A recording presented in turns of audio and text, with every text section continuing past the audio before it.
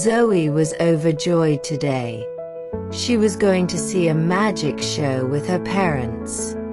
She could hardly contain her excitement, imagining the amazing tricks she would soon witness.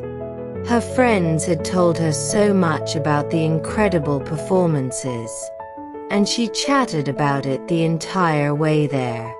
Ted, her little brother, was also looking forward to the show, though not quite as much as Zoe. When they reached the auditorium, they found their seats and waited eagerly. The performance turned out exactly as Zoe had hoped. It was thrilling. The magician was hilarious, performing many tricks she had never seen before. Both Zoe and Ted sat wide-eyed, amazed to see magic happening right before them.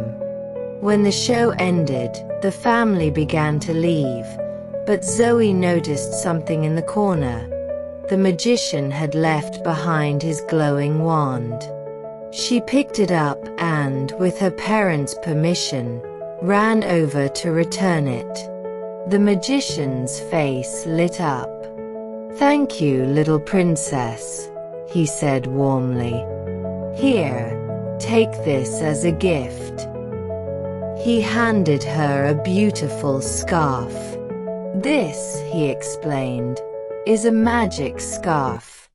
Wear it, ask for anything, and it will be yours." "Wow!" Zoe gasped. "But remember," the magician warned, "for every wish you make with this scarf, you will become 1 inch shorter." Zoe was far too excited to worry about that. She thanked him again and wished she could stay to learn a few tricks, but her parents were waiting, so she left with them. The next day, when no one was home, Zoe decided to test the scarf. She put it on, closed her eyes, and whispered, "Chocolate." When she opened her eyes, a chocolate bar was right in front of her. She ate it quickly, then asked for more. Soon, the entire house was overflowing with chocolate bars. But something strange was happening. The bars seemed to be getting bigger. She turned around and realized it wasn't the chocolates that were growing. She was shrinking. She was now the size of a doll. Then she spotted her cat, who now looked as big as a tiger. Terrified, she wished for the cat to be in a cage. The magic worked, but she shrank again, this time to the size of a mouse.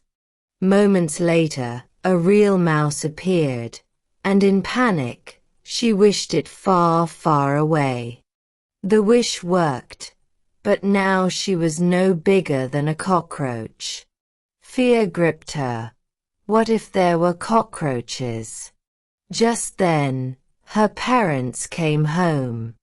Relieved, Zoe tried calling them, but her voice was too small to hear.